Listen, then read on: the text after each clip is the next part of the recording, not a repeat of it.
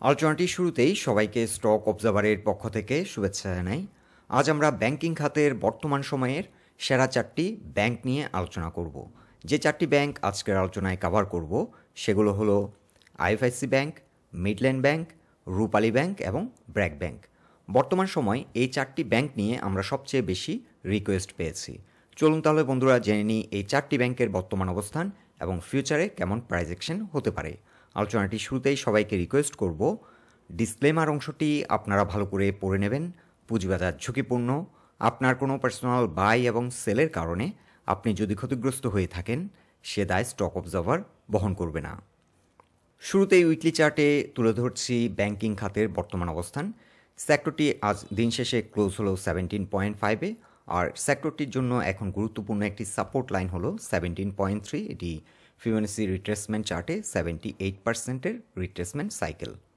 Weekly চার্টে সেক্টরটি বর্তমানে 220 এবং 50 এক্সপোনেনশিয়াল মুভিং অ্যাভারেজের নিচে অবস্থান করছে। আর যেহেতু ফিবোনাচি রিট্রেসমেন্ট সাইকেল 78%-এর এই সাপোর্ট পয়েন্টটিতে সাপোর্ট নিয়ে কিছুটা উপর অবস্থান করছে, ইউজুয়ালি 78% রিট্রেসমেন্ট সাইকেল এন্ট্রি নেওয়ার জন্য সুইটেবল একটি জোন। সো এই খাতটি বর্তমানে এন্ট্রি নেওয়ার জন্য সুইটেবল পজিশনে রয়েছে। সো বর্তমানে এই খাতের বিভিন্ন স্টকগুলোতে যদি আমরা এন্ট্রি নিয়ে থাকি সেক্ষেত্রে আমরা ফার্স্ট টার্গেট সেট করব 23 থেকে 25 হবে, এই জোনটি হবে আমাদের ফার্স্ট টার্গেট। আর যারা লং টার্ম ইনভেস্টমেন্টের জন্য চিন্তাভাবনা করছেন কিংবা ইনভেস্টমেন্ট করেছেন তাদের জন্য ফার্স্ট টার্গেট হবে 38। তবে যাত্রাপথে 25.4 থেকে 26 এই জোনটিতে সিগনিফিক্যান্ট সেল প্রেশার ফেস করবে। সো ব্যাংকিং খাতের জন্য গুরুত্বপূর্ণ একটি রেসিস্ট্যান্স হবে 25 থেকে 26। এটি একটি চ্যালেঞ্জিং জোন এবং এই রেসিস্ট্যান্সটি ব্রেকআউট করলে এই সেক্টরটির গন্তব্য হবে 38। এখন আমরা উইকলি চার্টে তুলে ধরছি আইএফআইসি ব্যাংক লিমিটেড, এই ব্যাংকটির অবস্থান। এই ব্যাংকটি আজকে দিন শেষে 11.3-তে এসে ক্লোজ হলো। রিসেন্টলি ব্যাংকটি রেসিস্ট্যান্স ফেস করছে 11.9-এ আর সাপোর্ট নিয়েছে 9.2-তে। সো 9.2-এর যে সাপোর্ট লাইনটি এটি খুবই গুরুত্বপূর্ণ একটি সাপোর্ট আর এন্ট্রি নেওয়ার জন্য একটি সুইটেবল পজিশন। বর্তমানে এই ব্যাংকটি 20 এক্সপোনেনশিয়াল মুভিং অ্যাভারেজের উপরে অবস্থান করছে এবং আইএফআইসি ব্যাংক বর্তমানে 200 এবং 50 এক্সপোনেনশিয়াল মুভিং অ্যাভারেজের নিচে অবস্থান করছে। সো ইন শর্ট এই ব্যাংকটির জন্য এখন গুরুত্বপূর্ণ রেসিস্ট্যান্স হলো 11.9। এই রেসিস্ট্যান্সটি ব্রেক করলে পরবর্তী রেসিস্ট্যান্স হবে 13.6। আর এই ব্যাংকটিতে যারা এন্ট্রি নিয়েছেন তাদের জন্য ফার্স্ট টার্গেট আমরা সেট করছি 15 এবং সেকেন্ড টার্গেট হবে 20। আইএফআইসি ব্যাংক ব্যাংকিং খাতে ট্রেডিংয়ের জন্য একটি ভালো মানের ব্যাংক। মার্কেট পারফরমেন্সের সাথে এই ব্যাংকটি ভালো পারফর্ম করে। এখন আমরা উইকলি চার্টে তুলে ধরছি রূপালী ব্যাংক লিমিটেড, এই ব্যাংকটির অবস্থান। এই ব্যাংকটি আজ দিন শেষে 39.2-তে এসে ক্লোজ হলো এবং একটি গুরুত্বপূর্ণ রেসিস্ট্যান্স ব্রেকআউট করে এটি রিটেস্ট দিয়ে কিন্তু এখন আবার রিভার্সালের দিকে যাচ্ছে। সো উইকলি চার্টে আমরা যে গুরুত্বপূর্ণ রেসিস্ট্যান্সটি ফাইন্ড আউট করেছি সেটি হলো 38। এখানে একটি প্রাইস পয়েন্ট লেভেলে শক্তিশালী রেসিস্ট্যান্স ছিল এবং এই রেসিস্ট্যান্সটিকে ব্রেকআউট করে হিউজ ভলিউম নিয়ে কিন্তু এই স্টকটি সামনের দিকে এগিয়ে যাচ্ছে।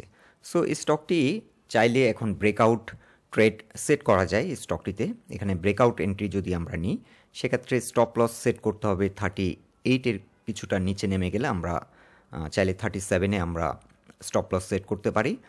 আর এই ব্যাংকটিতে যদি আমরা এখন এন্ট্রি নিই তাহলে আমাদের ফার্স্ট টার্গেট হবে 45।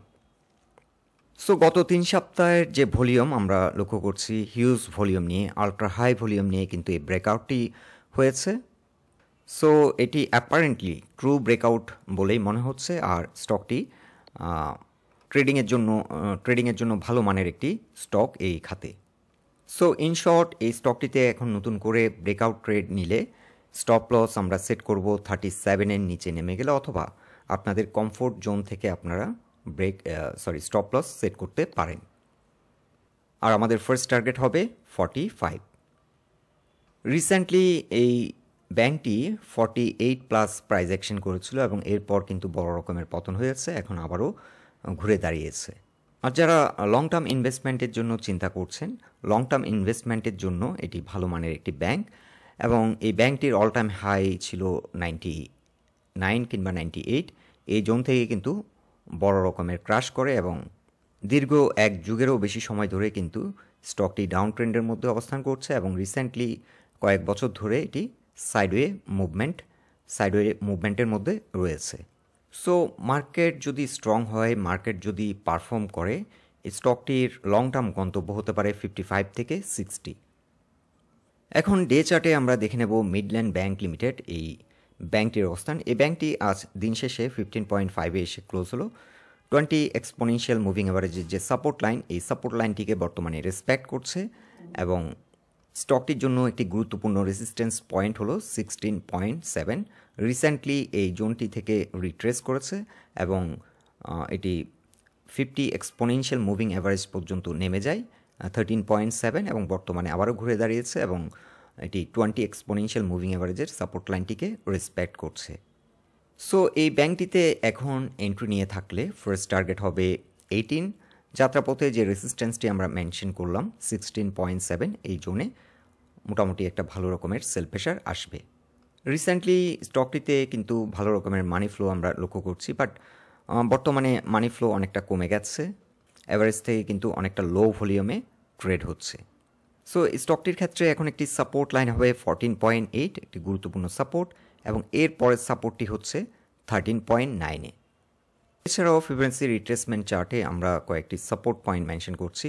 14.7 একটি সাপোর্ট, দেন একটি সাপোর্ট হচ্ছে 14.1 এবং এর পরের সাপোর্টটি রয়েছে 13.5। ইউজুয়ালি 13.5 গুড একটি এন্ট্রি পয়েন্ট।